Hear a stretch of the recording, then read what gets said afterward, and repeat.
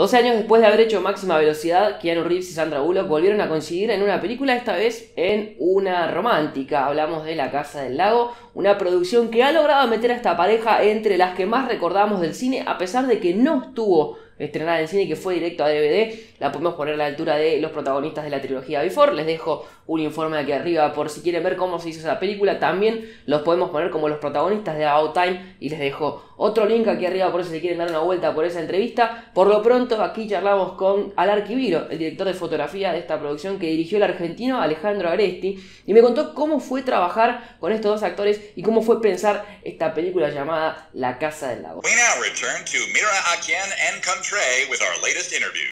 At the heart of every film, there's a story. And I think things like love and relationships, if told honestly and humbly, I think even embracing, how the mechanics of having a relationship have changed in the late years with social media and internet and all of that.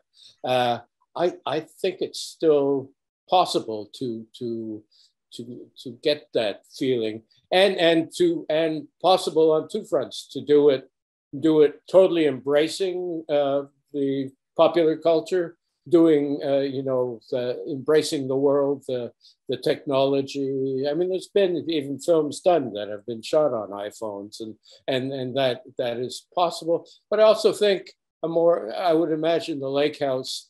I'm hoping people consider it more of a classic, but another way of saying classic is old-fashioned, and it is an old-fashioned love story. Welcome to your new home. I'm sure you'll love living here as much as I did. What do you mean you lived here? Since no one has lived in this house for years. The whole lake house was an interesting experience for me too, I must admit, because I think Alejandro is a very exceptional, talented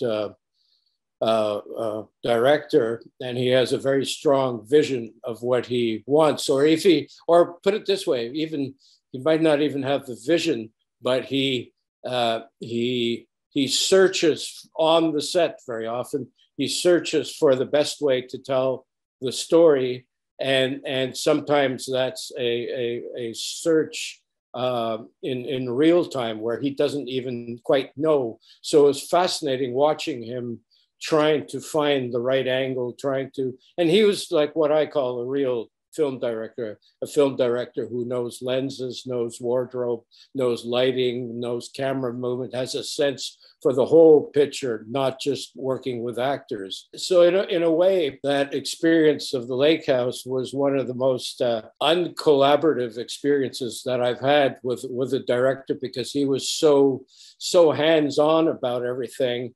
And I remember one day he was walking, by the lake house with his viewfinder, looking for the right shot. And I was walking behind him and going, well, Alejandro, maybe over it. Allah, please, I'm framing. so it was this, he was very single-minded about finding and putting his own stamp on it. So my job really on that film was really to support him constantly. And also my job, I think, was it was a cultural job in that I think the whole world of Hollywood was very foreign to Alejandro, and Alejandro came from the art cinema world, and the non-Hollywood world, and I think I acted kind of as a bridge between those two worlds. So it was sort of uncollaborative, and yet it was one of the most fulfilling creative experiences that I've had. So it was really fun, watching him find that thing, and then for me to embellish it and to make it better, to support him. What day is it there? April 14th, 2004. No, it's April 14th, 2006. The winter is the past and the summer is the future, but how did you approach that, like with the camera? Now trying to remember whether I made any sort of equipment choices or lens choices that differentiated the two time periods. I have a feeling that we didn't, that we did that mostly with, with wardrobe and as you say, the season dictated it too.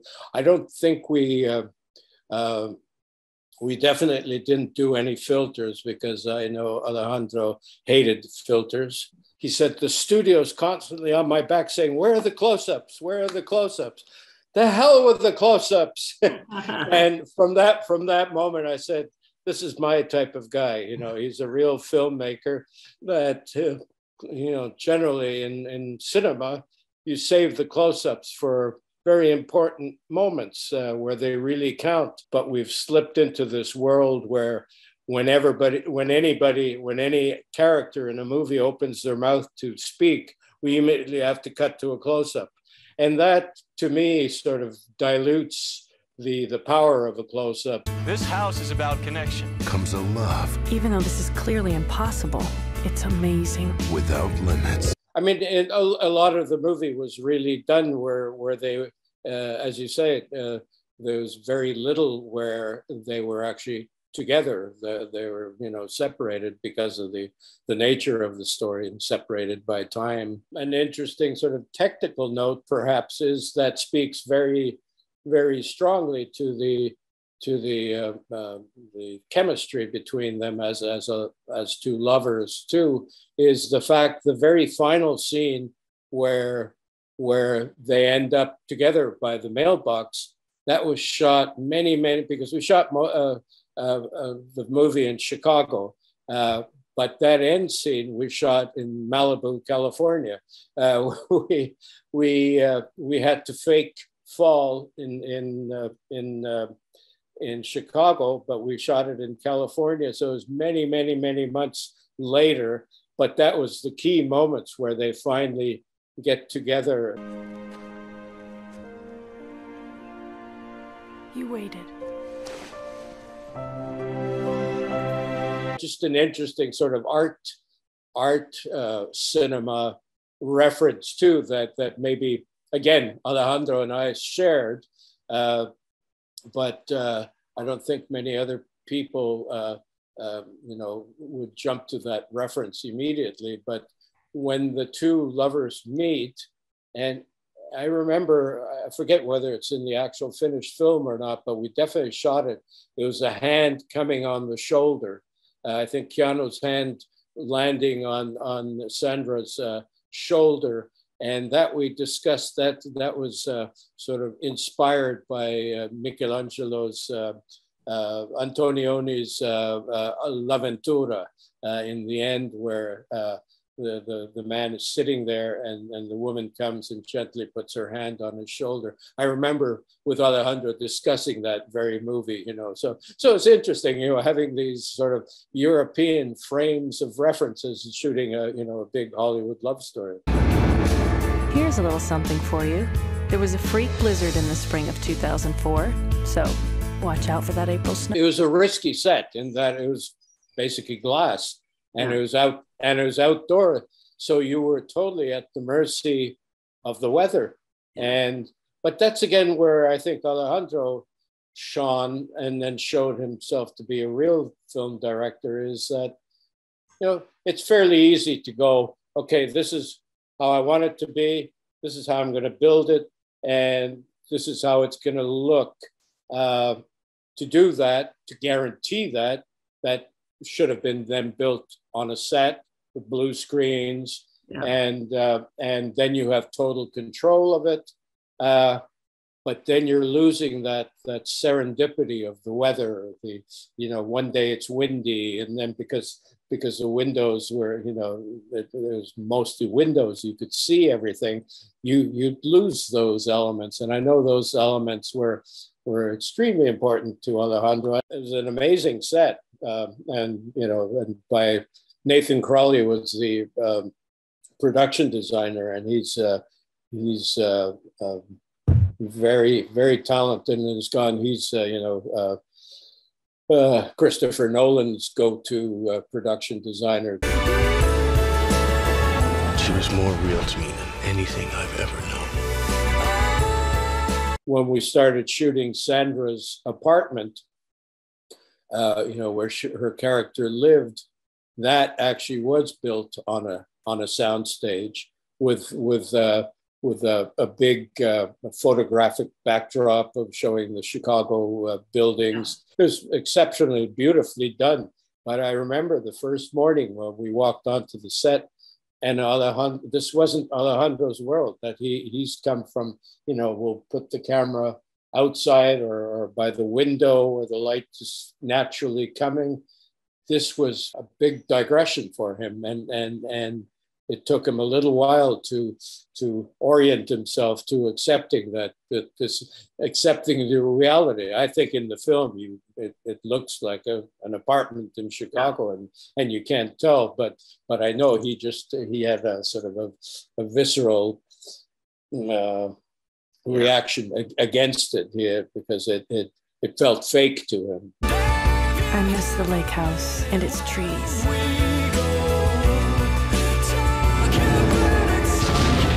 Thank you, Alex. I mean, Sandra Bullock, I've worked with her many times now, and she's such a delight, hardworking, funny,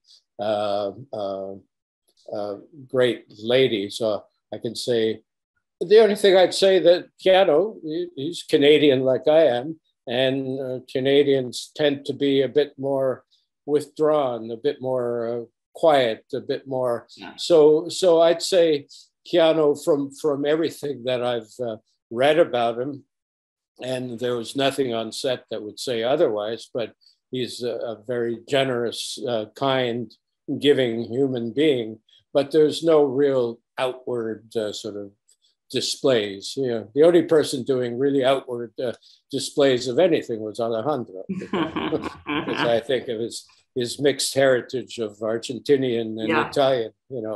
We tend to do that, yeah. Yes. One man I can never meet. Why do you think people and we care this much for this movie? Well, I love amor,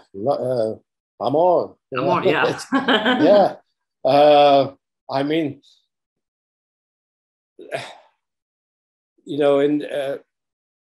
it's something that it's part of life. I always like to think that filmmaking is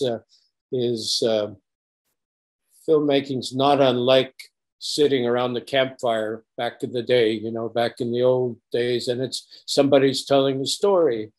And usually those stories are centered around either love, or usually it's love in some form or other. It can be a tragedy or it can be a happy ending, but love is something that we all sitting around the campfire can identify with and care about, and put ourselves into the same shoes as the characters. So it's such a universal thing. But I think that's the main ingredient. And there always has to be tension, and tension and obstacles. And I think these two lovers had, they had a very big obstacle. And it's in a way too, a movie and a story is kind of like a soccer game or some kind of sport too, that you know what you want to happen in the end, but you love that moment where you get what you wanted, but in a way that totally surprised you, that you had no idea that the goal was going to be kicked from there. Audiences are willing to forgive anything if they're along for the ride and they care about the story and the characters. They'll forgive filmic things, whether it looks over stylized or too real or too gritty or too polished. Him, I would like to give my whole heart to.